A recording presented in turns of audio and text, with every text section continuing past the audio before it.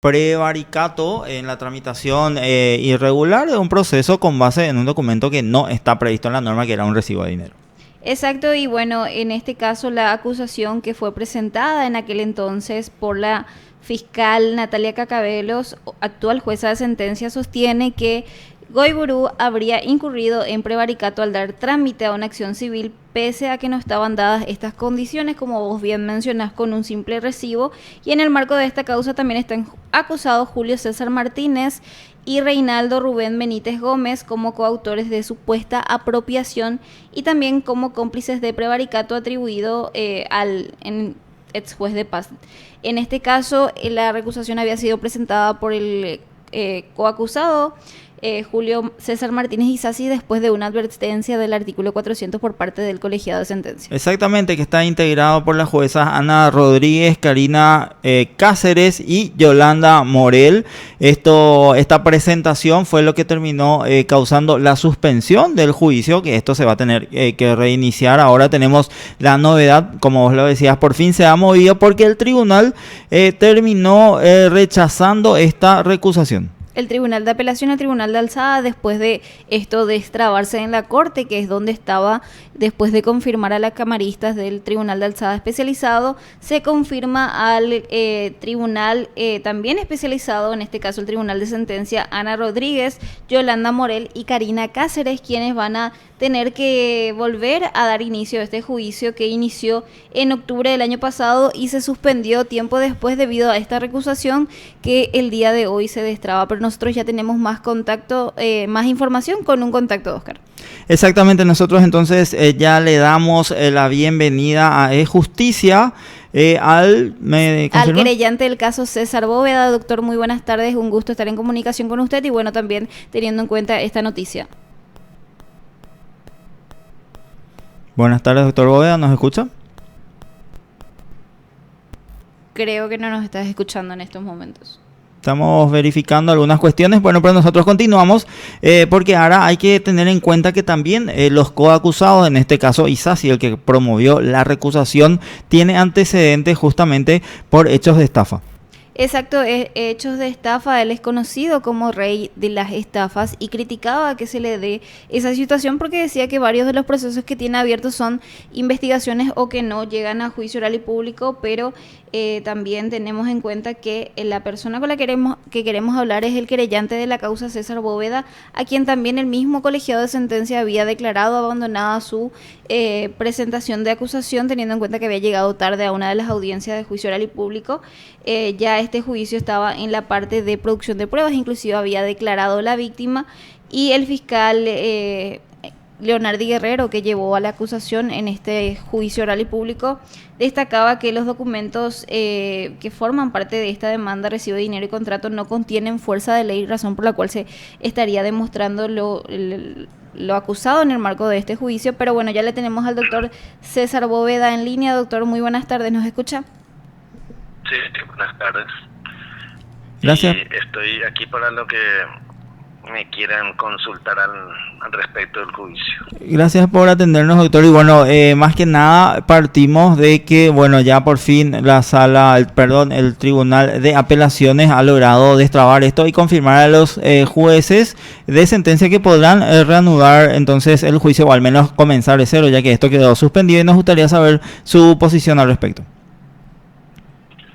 Sí, bueno, estamos hablando del proceso sobre prevaricato y apropiación que se había iniciado en contra del juez de paz de Ubicuí y sus cómplices serían en este caso el señor Julio César Martínez Isasi, apodado el rey de las estafas, que tiene aproximadamente unas 400 denuncias por ese hecho y delitos de esa naturaleza, pero que nunca se ha definido ninguna de esas causas en juicio oral. Y el otro es el señor, el ciudadano Reinaldo Benítez Gómez. Esta causa se había suspendido por la recusación planteada por estos señores, a lo que están acostumbrados y el sistema les permite también y prácticamente en un año ahora se está resolviendo la recusación, como bien ya lo mencionaste. Esto se va a reiniciar en cualquier momento y se empieza de cero por esa exigencia del Código Procesal de que si se suspende por más de 10 días, entonces todo tiene que volver a empezar de nuevo.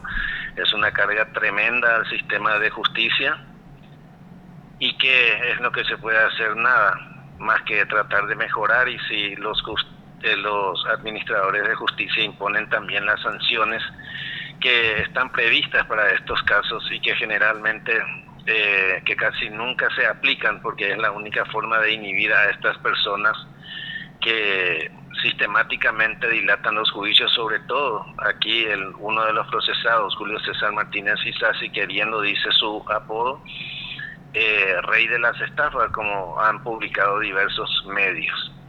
Esa es la situación, que esperemos ahora que no se den este tipo de incidencias dilatorias nuevamente y que alguna vez, por lo menos por única vez, por una vez aunque sea, se le condene a este señor y el juez de paz, este corrupto que llegó incluso a integrar otra vez la lista para hacer la terna para elección de juez de paz, que por lo menos tuvo que por lo menos renunció a esa terna y se va a elaborar una nueva terna. Este señor ya no va a participar, entonces se supone que ya no va a ser electo juez nuevamente, pero lo más llamativo es que a pesar de que el jurado de enjuiciamiento de magistrados, al suspenderle los fueros, solicitó a la Corte Suprema la suspensión del mismo, esta hizo caso omiso. Así que tenemos a un juez procesado cuya causa fue elevada a juicio oral, que sigue desempeñándose como tal en la jurisdicción de Urucuy. Doctor, y aquí le quería consultar una cuestión. Se había declarado abandonada su querella en el marco de esta causa. Debido a que el juicio se vuelve a iniciar, ¿cómo queda esta situación teniendo en cuenta que eso se había dado en el anterior juicio y este es un reinicio? Y bueno, se declaró efectivamente el abandono de querella por una cuestión de minutos de haber llegado tarde. Y como que ahora se reanuda otra vez todo, podría intentar yo retomar la querella, pero lo que menos quiero es darles motivo a estos señores para que planteen otra vez cualquier oposición, que sí lo harán, luego apelarán. Entonces, no sé, lo pensaré, aunque los fiscales me animaron a presentarme nuevamente, y considerando que se inicia todo de nuevo, podría ser, es una cuestión de interpretación también. El tribunal decidirá lo que corresponda, pero no estaría nada mal que por lo menos intente. Exactamente, doctor. Y bueno, en el marco de esta misma causa hablamos de que se dio una recusación. Este colegiado había advertido por el artículo 400 también a estos tres procesados por un cambio o cuestiones que agravaban la situación procesal de ellos. ¿Nos puede comentar qué es lo que sucedía en esa audiencia que había inspirado esta recusación por parte de uno de los cómplices, sería de esta persona?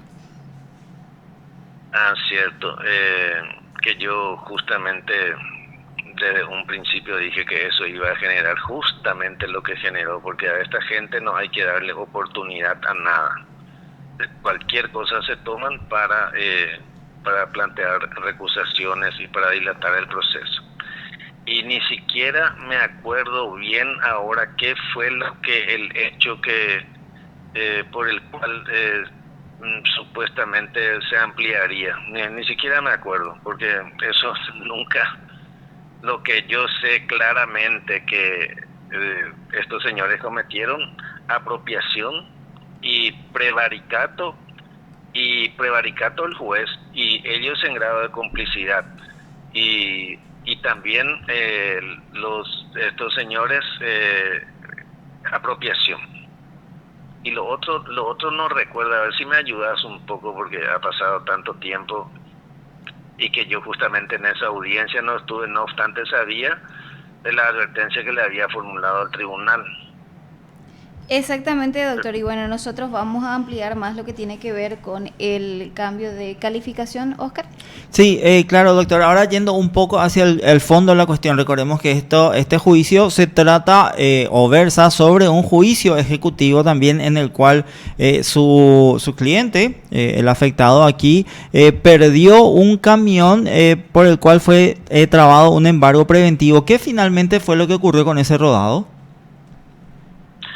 Sí, y ese camión le fue secuestrado ilegalmente con un mandamiento de secuestro librado por este juez actualmente procesado, Francisco Goiburu. Le fue secuestrado el camión en el marco de un juicio donde él jamás tuvo participación, ni siquiera era el demandado. Y son estos juicios ejecutivos que se arman, valga la expresión, por el interior en los juzgados de paz, y donde estos jueces de paz así dictan este tipo de resoluciones o libran estos mandamientos de secuestro donde un tercero no tiene nada que ver. Le mencionan a través de supuestos documentos que presentan las partes y resultan víctimas. Este juicio ejecutivo se inició por medio de un recibo de dinero que ni siquiera fue suscrito por mi cliente. Es una barbaridad. Entre ellos se otorgaron el rey de las estafas, celebraron un supuesto contrato de compra-venta en relación a ese camión, y el recibo era una deuda del comprador. Entonces ejecuta ese recibo, lo cual no está autorizado en la ley procesal, es decir, el recibo no es título ejecutivo.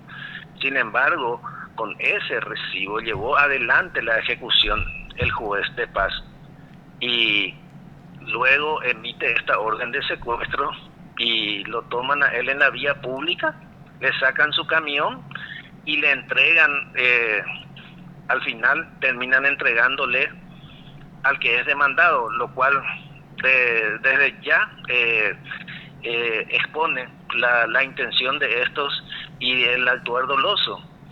Y así, hasta ahora él perdió su camión. Su camión está justamente en poder de uno de los procesados, que habiéndosele privado a través de ese mecanismo fraudulento, en donde el principal autor sería también el juez, lógicamente, que fue quien ordenó. Y no tiene en cualquier país del mundo, este señor debería estar al menos suspendido, pero resulta que él sigue ejerciendo la magistratura, y hay que hacer notar también de que ninguno de los involucrados tiene una medida, ni siquiera una medida alternativa. Así actúan con total impunidad, y hay que ver si es que se logra la condena. Yo confío en el tribunal, no hay que perder la esperanza. De hecho, la lucha fue larguísima, hasta aquí llevamos prácticamente 5 años, imagínense.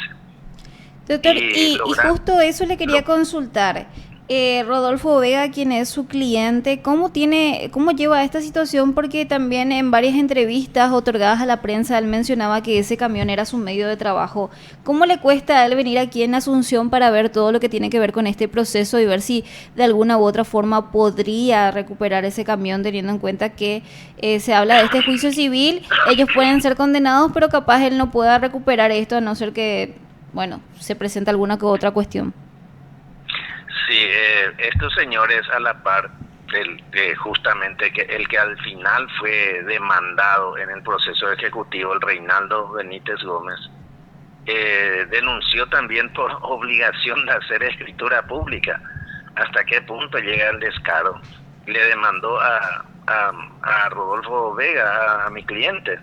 Uh-huh. Y estamos en ese proceso, y ese proceso de obligación de hacer escritura pública está en estado de sentencia. Ahí es donde justamente se discute otra vez la devolución del camión, porque demandan por obligación de hacer escritura pública válidos de un recibo, también de un recibo falsificado. Y sabemos también de que un recibo no es el método de venta de un vehículo. En todo caso podríamos hablar de un contrato privado, pero ni siquiera es eso, que no podían, como último recurso. Esto fue un medio de defensa luego empleado por ellos en el proceso penal.